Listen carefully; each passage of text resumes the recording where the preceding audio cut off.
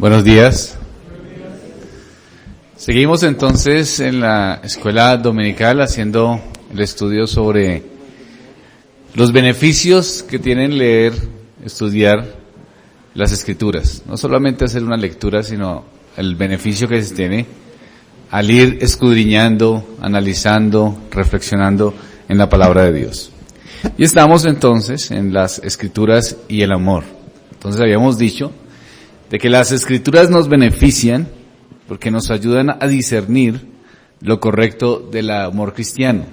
Recordemos que a veces hay distorsiones de lo que es el amor cristiano. Entonces las escrituras nos hacen pensar correctamente de lo que es el amor cristiano. A veces hay personas que confunden el sentimentalismo humano con el amor espiritual. El pueblo de Dios a veces confunde, de la misma forma confunde, por ejemplo, la amabilidad, la cordialidad que hacen las personas con amor cristiano. Aunque el amor se caracteriza por ser mansedumbre, por la ternura, sin embargo es diferente. Es diferente el amor cristiano a la cortesía, es diferente a la amabilidad de la carne. Un ejemplo de esto: ¿cuántos padres son idólatras de sus hijos y les evitan la corrección? No los corrigen. ¿Por qué no los corrigen?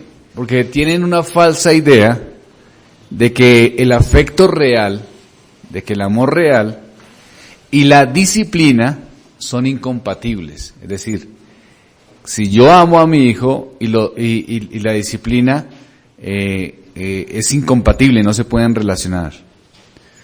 ¿Cuántos padres y cuántas madres imprudentemente han evitado el castigo corporal proclamando el amor, diciendo que es por amor, que no les castigan corporalmente? Una de las situaciones más difíciles es ver a algunas personas o padres de familia donde los hijos manifiestan rebeldía constante y los padres no les disciplinan corporalmente. Y piensan que eso es una manifestación ¿de qué? De amor. Eso es una distorsión, ¿cierto? Es una perversión, ¿verdad? Entonces, nos beneficiamos de las escrituras porque nos enseñan a ver el amor desde la perspectiva correcta, ¿no? La naturaleza del amor cristiano es espiritual, es en la fe, es en la esperanza, como dicen las escrituras. Es una santa disposición obrada en los que han sido regenerados. El amor de Dios es derramado en los corazones de los creyentes por su Espíritu Santo. El amor cristiano es un principio de rectitud que busca el mayor bien posible para los otros. Eso es el amor cristiano. El amor cristiano es lo opuesto al egoísmo, a la indulgencia, a buscar favorecerse uno mismo utilizando a los demás. Ese no es el amor cristiano. El amor cristiano no es solo una mirada afectuosa. Todos los que llevan la imagen de Cristo tienen un deseo poderoso de fomentar el bienestar en el otro. Ese es el amor cristiano. El amor cristiano es una fuerza dinámica, es un poder que hay en el corazón del creyente que lo anima y se preocupa por el bienestar de los que están alrededor aún de la iglesia de Cristo. Vamos a ver Cantares, capítulo 8, versículo 7. Alguien que por favor lo lea. Cantares, capítulo 8, versículo 7.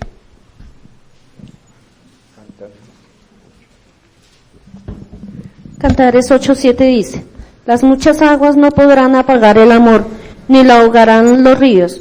Si diese el hombre todos los bienes de su casa por este amor, de cierto lo menospreciarían. Las muchas aguas, dice, ¿no? Las muchas aguas de la fría indiferencia, por ejemplo, ni las avenidas de los ríos no podrán apagar ni ahogar el amor. Eso es lo que dicen las escrituras. No hay una manera más segura de formarse un concepto claro de la naturaleza del amor cristiano que estudiando las Escrituras y viendo el ejemplo de Cristo y por Cristo.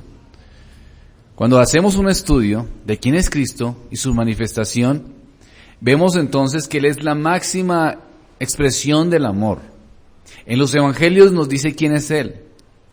Vamos viendo los pasajes de las Escrituras o vamos analizando los Evangelios y vamos viendo las manifestaciones de amor y de benevolencia de Dios, de Cristo, en todas sus áreas. Fue dulce, cuidadoso, fue generoso, fue dispuesto al sacrificio. ¿Qué más hizo Cristo? ¿O cómo se ve en los Evangelios? Pues que fue paciente, fue inmutable, no fue cambiando de acuerdo a las circunstancias, sino que permaneció. Habían muchos elementos que podemos ver a los Evangelios. Era un amor que podía, por ejemplo, negar una petición urgente. Vamos a ver Juan capítulo 11, versículo 6.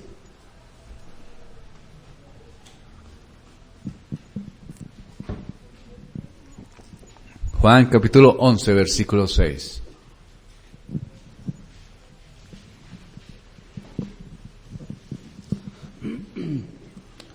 Cuando oyó, pues, que estaba enfermo, se quedó 2 días más en el lugar donde estaba.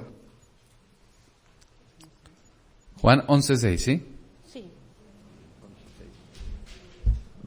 Sí. Cuando está lo de Lázaro, ¿sí? Sí. Y vemos Juan 2:15. Juan 2:15.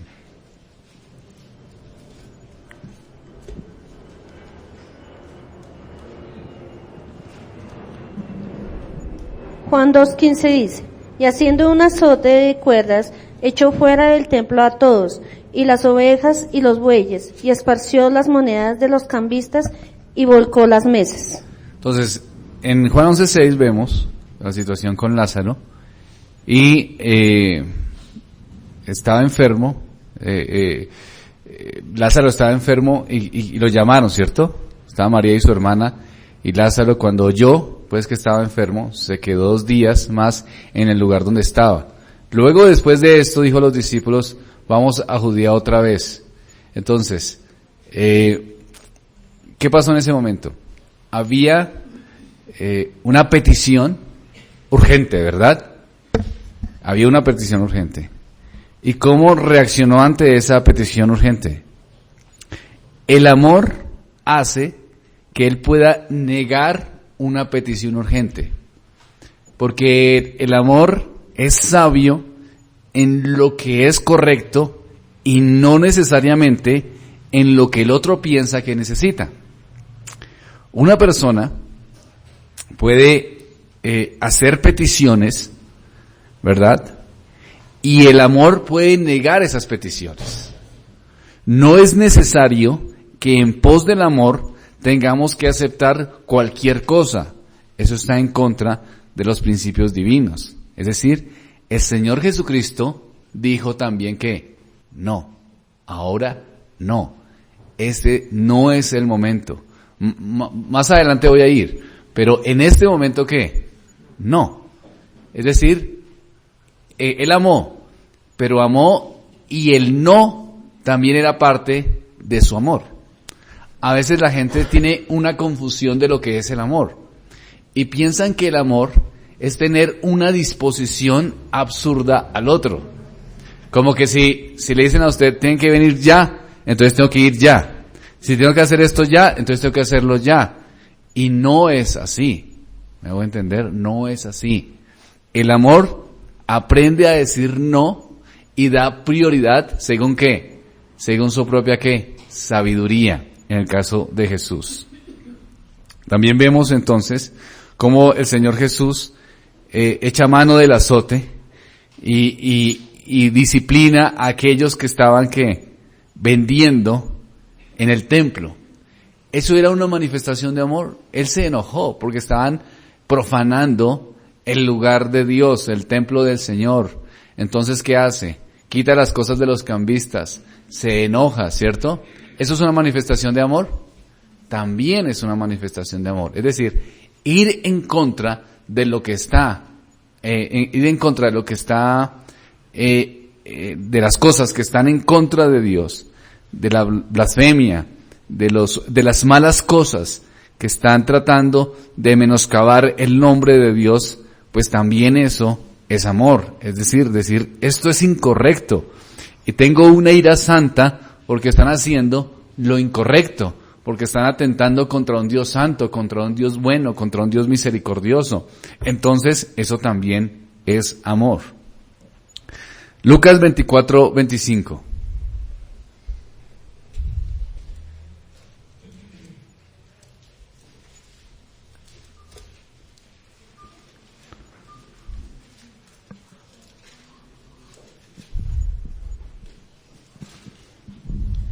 Lucas 24:25 dice: Entonces él les dijo: Oh insensatos y tardos de corazón para creer todo lo que los profetas han dicho.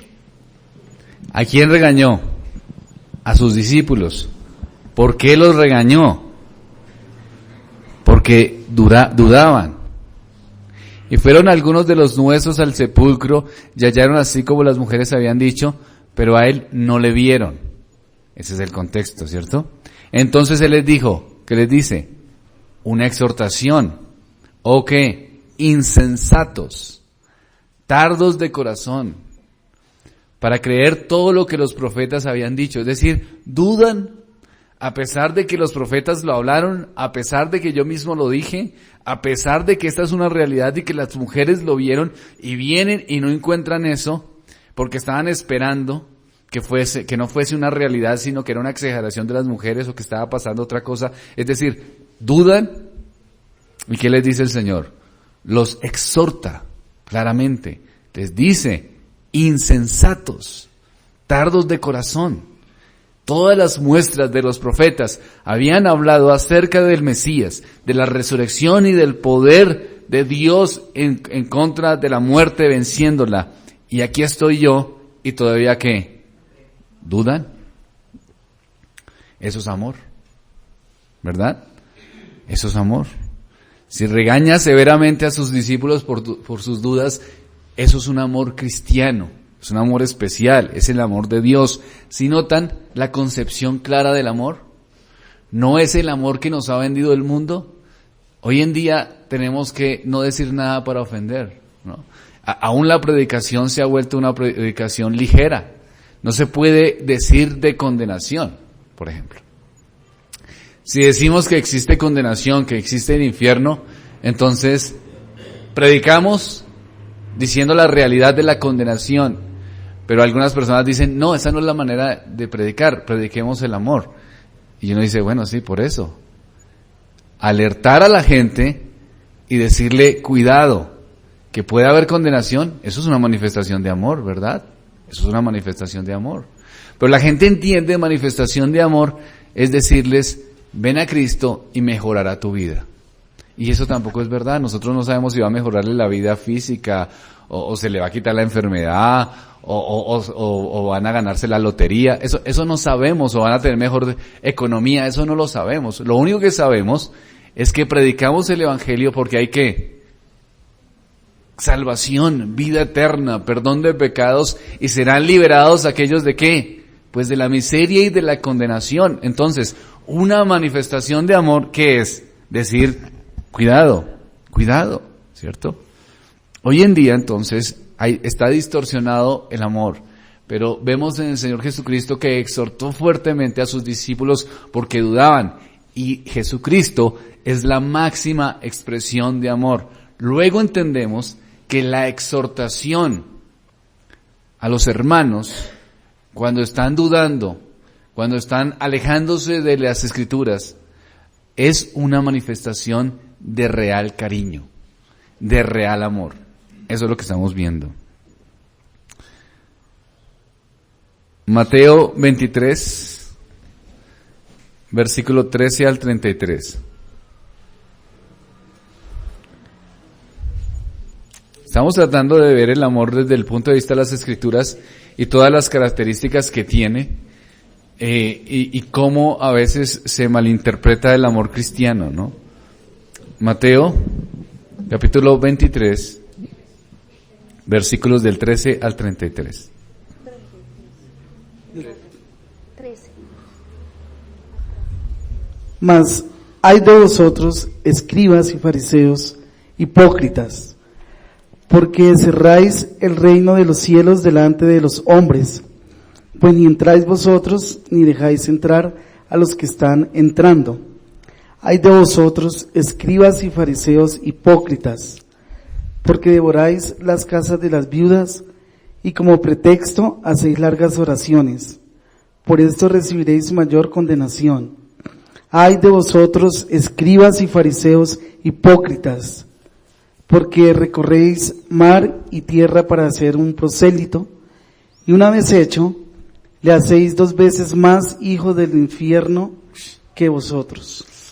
¿Qué tal esas palabras, no? No son tan románticas para nuestros tiempos, ¿no? Ahora, ¿por qué las dice y a quién? ¿Quiénes eran los fariseos? Eran los respetados. O sea, nosotros tenemos una interpretación de los fariseos después de lo que dijo Jesús. Pero si nos ponemos en el contexto de la época de Jesús, eran absolutamente respetados. ¿Por qué? Porque ese es un movimiento que fue creado para preservar, el movimiento farisaico fue creado para preservar las costumbres y normas de Israel. Es decir, Israel está bajo el Imperio Romano. El Imperio Romano se distinguía por ser eclético, por ser sincretista, una mezcla de todo pensamiento religioso. Es decir, toda idea, todo pensamiento podía llegar allí y el imperio estaba afectado por eso. Y el imperio no le importaba. Desde que se hiciera un culto particular al emperador, no importaba lo que pensara la persona como tal o las filosofías que se daban. Que en ese tiempo muy fuerte eran lo que se denominaban el gnosticismo y las filosofías de misterio. Entonces, ¿qué hace el pueblo judío para preservarse? Se forma esa secta, ¿sí? Para que esta secta ayude al pueblo a no dejarse afectar por las filosofías y pensamientos grecorromanos. Entonces, los fariseos no es como los vemos nosotros ahorita, o en ese momento no eran como nosotros los vemos. Eran absolutamente respetados, eran cuidados y eran valorados, porque evidentemente habían hecho bien a la comunidad judía. Cuando viene el Señor Jesucristo, descubre cómo lo estaban haciendo. ¿Y de qué manera lo estaban haciendo? Estaban poniendo normatividades muy altas, unos estándares muy altos, ¿para qué? Para tratar de preservar la cultura judía y ya no a la luz de las Escrituras, sino a la luz de sus propias ideas.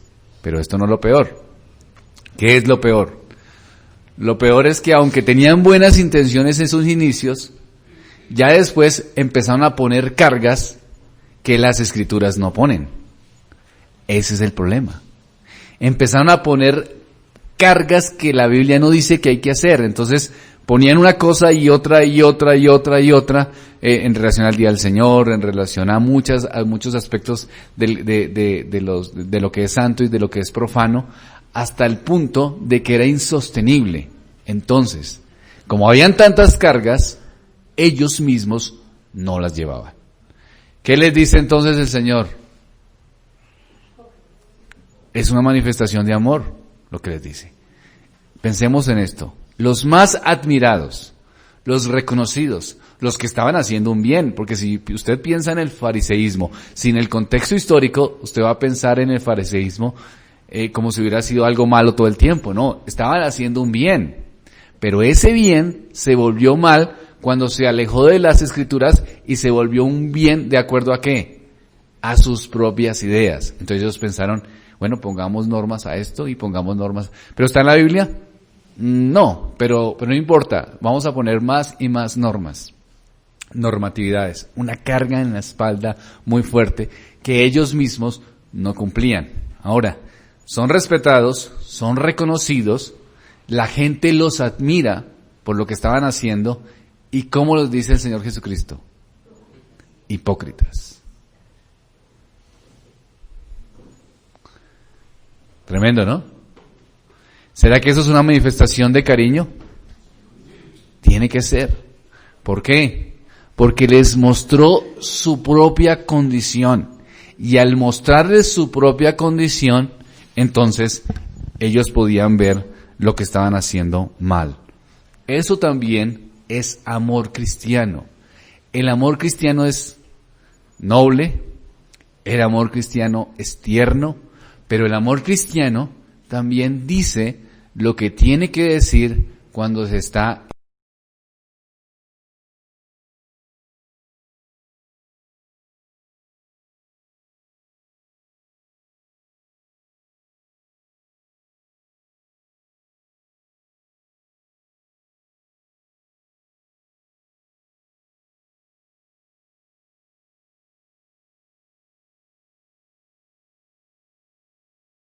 era necesario para que se cumpliese la justicia. Manifiesta esa realidad, ¿verdad? Ahora bien, él anuncia su muerte, él habla de las circunstancias, pero ¿qué dice Pedro? Señor, ten compasión de ti. Tan inteligente Pedro, ¿no? Le dice a Dios cómo tienen que ser las cosas. Ten compasión de ti, piensa correctamente, es decir, lo creado, un hombre emocional como fue Pedro, cambiante como lo fue, tiene toda la autoridad de acercarse al Hijo de Dios y le dice, piensa, ¿cierto? Mire lo que dice las Escrituras, entonces tomándolo aparte convenció a ¿qué? Reconvenirle, es decir, hacerlo entrar en razón. Qué orgullosos, ¿no? Así somos. Como diciéndole, Dios, lo que tú vas a hacer no es lo correcto, yo sí sé qué tiene que ser, ¿no? Ten compasión de ti. En ninguna manera esto te acontezca, esto no puede pasar. Grave, si no pasa eso estamos perdidos. Pero como Pedro es tan sabio, y tiene las cosas tan claras, entonces va donde Jesús y le manifiesta cómo deben ser las cosas y cómo debe el Hijo de Dios pensar correctamente. Ahora, la respuesta del Hijo de Dios es una respuesta de amor. Es una respuesta de amor, pero también es un amor severo, ¿no? A veces el amor es severo. ¿Cuál es su respuesta? Quítate de delante de mí, Satanás.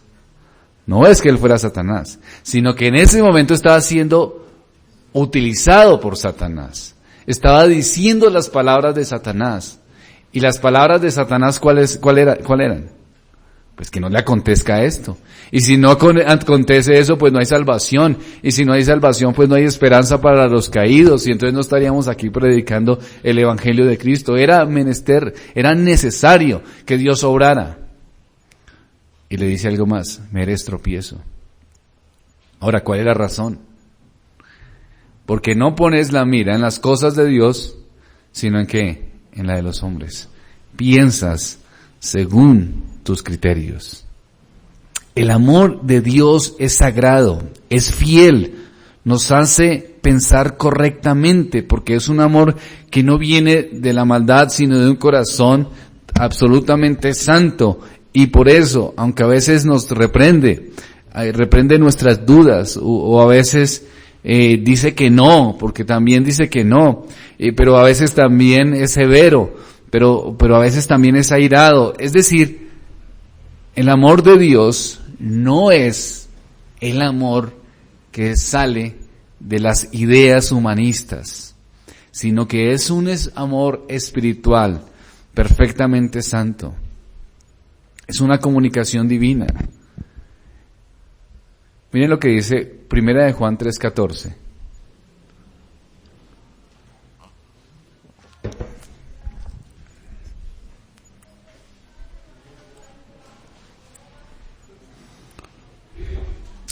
Primera de Juan 3:14. Primera de Juan 3:14. En esto sabemos que hemos pasado de la muerte a la vida, en que amamos a los hermanos. El que no ama a su hermano permanece en la muerte. Entonces, un cristiano tiene una comunicación divina y eso es lo que le hace amar correctamente. ¿Por qué? Porque ha sido convertido. Mire lo que dice el texto. Nosotros sabemos? Que hemos pasado de la muerte a la vida. Es decir, hay una conversión. Ahora, ¿cómo sabemos o cuál es la manifestación o esa realidad de la conversión? Pues que nos amamos que amamos a los hermanos. Jovencitos, señoritas que no se han casado, jóvenes que no se han casado, el amor real solo puede salir de un corazón transformado, de un corazón que ha cambiado. ¿Por qué? Porque el amor se convierte en un fruto espiritual, sobrenatural, obrado en nuestras almas por el Espíritu Santo. Es una evidencia de que es un cristiano. Entonces, cuando un joven o una jovencita se casan con un inconverso, quiere decir que se casan con alguien que no ha experimentado el verdadero ¿qué? Amor. Y si no ha experimentado el verdadero amor, ¿para quién va a vivir? Para sí mismo. Por eso las escrituras son claras y dicen, no unáis en qué, en yugo desigual. Un joven o una jovencita que se casa con un inconverso va a tener que enfrentar las consecuencias de alguien que se ama a sí mismo y que su atención, que sus deseos, que su vida estará centrada en sí mismo y no en Dios. ¿Por qué? Porque Dios nos pasó de muerte a la vida y una manifestación de ese transformar es que amamos. Eso es lo que dice el texto, no lo digo yo, ¿no? Es que amamos. Y si soy converso, si soy hijo de Dios, entonces ¿cómo amo? Amo hacia el bien del otro, como el Señor Jesucristo nos enseñó a amar, que es el ejemplo máximo. Pero si no soy un convertido, no sé amar. Solamente me concentro en ¿qué? En mis deseos, en mis pensamientos, en mis pasiones. ¿Sí lo notan? A veces las personas piensan, ¿no es como demasiado exagerado que en la iglesia una joven o un joven cristiano no pueda tener un novio inconverso si el inconverso es buena gente? Sí, si es un borracho y todo eso, pues eso sí está mal. Pero si es un inconverso buena gente, ¿porque hay inconversos buena gente o no? Claro, hay inconversos buena gente. Y hay niñas inconversas buena gente, que no toman, que no fuman, todo ese tipo de cosas. Pero entonces, ¿cuál es el lío? Pues casi nada, ¿no? Que está muerto espiritualmente. Y si está muerto espiritualmente, ¿para quién vive? Pues como vive un muerto. En la peor de las situaciones, centrado en sí mismo, en sus propios deseos, en sus propias expectativas. No le importa a Dios, no le importa lo que Dios dice en su palabra. Una joven o un joven puede decir, bueno, no importa, pues yo voy solo el domingo y él se queda en la casa o ella se queda en la casa viendo televisión. Sí, es más que eso, es más que eso. Cuando tengan problemas no pueden enfrentarlos espiritualmente y con la paciencia cristiana. No pueden hacerlo. ¿Por qué? Porque en los problemas, ¿a quién verán? ¿A Dios o al otro? Van a ver al otro. Y el otro los va a decepcionar. Entonces tendrán todas las razones para seguir viviendo para sí mismos, porque el otro no es perfecto. El que ha sido transformado por Cristo, entonces ¿qué verá? Verá a Cristo. ¿Y qué podrá hacer con el otro? Podrá ser ¿qué? Paciente con el otro. Tolerante, amable, misericordioso. Todos esos atributos que solamente se pueden entender desde la perspectiva correcta y de la perspectiva de Dios. Por eso está mal. Está claro en las Escrituras, lo vemos. Nosotros sabemos que hemos pasado de la muerte a la vida en que amamos a los hermanos. Si usted es un joven creyente, tiene que orar al Señor para que Dios le dé una joven creyente y viceversa.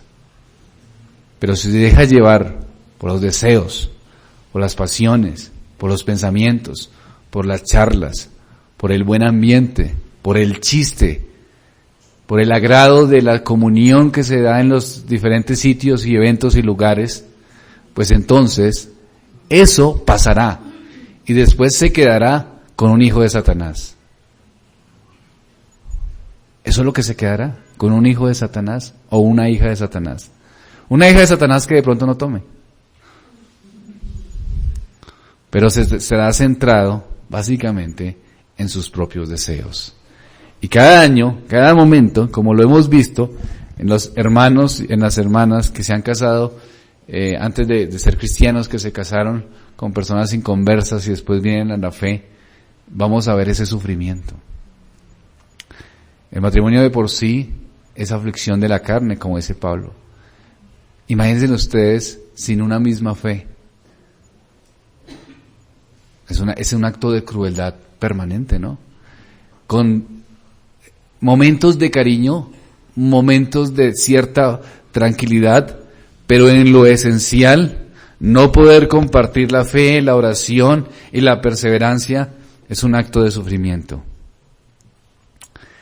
Entonces, queridos hermanos, el amar a Cristo y a los suyos, a nuestros hermanos, es congruente con la nueva naturaleza, porque somos participantes del Espíritu Santo. Y este amor es un amor particular, que solo los regenerados, es decir, los que han nacido de nuevo, pueden participar en él. Este amor, queridos hermanos, solo puede ser ejercitado si tienes a Cristo en tu corazón. Si Dios ha obrado en tu vida, no hay otra forma de que sea ejercitado. Este amor solo puede ser dado por los regenerados. El que no ama a su hermano no vive en Cristo. No puede ser un creyente. Ahora, no quiero que malentiendan esto, porque es importante alejarnos de las concepciones mundanas y que Dios nos dé la sabiduría y el equilibrio para entenderlo en nuestras mentes. Pero el amor cristiano, particularmente a los hermanos, es mucho más que encontrar agradable compañía de aquellos cuyos temperamentos son similares a los nuestros o con los cuales nos relacionamos. Es más allá de tener principios en la misma, como pensamientos parecidos. Es algo espiritual, es algo sobrenatural. Es que nuestro corazón es atraído hacia aquellos que perciben lo que es de Cristo. Eso es nuestra unidad. Cristo es nuestra unidad. No en lo que nos podamos parecer, en lo que podamos tener, por ejemplo, edades, como hacen grupos de jóvenes, grupos de adolescentes, grupos de solteros, grupos de divorciados, grupos de... No, nuestra unidad no está en esos grupos.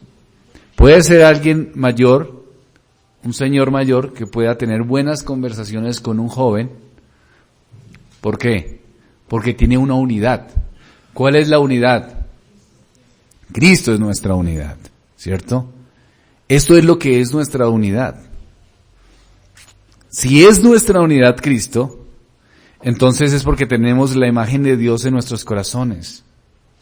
Esto es la fidelidad que nosotros tenemos en el Señor y podemos amar a nuestros hermanos y a la congregación. ¿Por qué? Porque Cristo vive en ella y el amor cristiano entonces es real, porque es un don divino y no depende de nosotros y nuestras relaciones o quién nos caiga bien o mal, sino depende de quién, de Dios, en su obra magnífica del Evangelio, que hace que seamos, como pensamos en la cena del Señor, cuando tomamos el pan, somos ¿qué? Un solo ¿qué? Cuerpo. Muy bien, somos un solo cuerpo, donde en ese cuerpo podemos amar al otro. ¿Por qué? Porque tenemos una unidad particular y esa unidad está centrada en Cristo y en su obra. Es decir, somos redimidos. Somos redimidos. Mis afectos no van hacia el otro por lo que el otro es, no porque sea contemporáneo mío, no porque tenga mis mismos gustos deportivos, sino porque tiene en su corazón lo mismo que yo, que es a Cristo. Eso es lo que nos hace una iglesia unida. Alguien me dijo que en una iglesia han pasado varios matrimonios con inconversos y con inconversas. Y obviamente eso está mal. Pero el hecho está mal, el de conseguirse un novio o una novia inconversa está mal, es un pecado. Pero hay otro pecado que lleva a ese pecado. ¿Saben cuál es? ¿Por qué voy a tener intimidad, charlas, gusto, afectos con alguien que no ama al Señor? O sea, ¿cómo llegué yo a eso, cierto? O sea, no es que yo llego a ir simplemente y dice, no, es que me conseguí un novio inconverso y me voy a casar. No, o sea, ¿yo cómo llegué a establecer esa relación? ¿En qué conversaciones? O sea, ¿por qué llegué a amar a alguien que no ama al Señor? Las conversaciones no serían espirituales, ¿no? No serían en relación a lo que dice Dios en su palabra. No sería en relación a lo que es correcto delante del Señor. No están alrededor de lo que pasó en la iglesia y cómo servir al Señor. No está relacionado con buscar la gloria de Dios en nuestra amistad. Supongo que la relación sería en cosas simples de este mundo y de esta vida, ¿cierto? Cosas que no tienen nada que ver con las cosas espirituales, pero encontraron gozo en ellas. Encontraron satisfacción en ellas hasta el punto de pensar que este inconverso es la persona con la que yo me quiero, o esta inconversa es la persona con la que yo me quiero ¿qué? Casar. Grave. ¿Cómo se llegó a eso? ¿Cómo se llegó? El cristiano tiene que estar vigilante a sí mismo de cuáles son sus relaciones.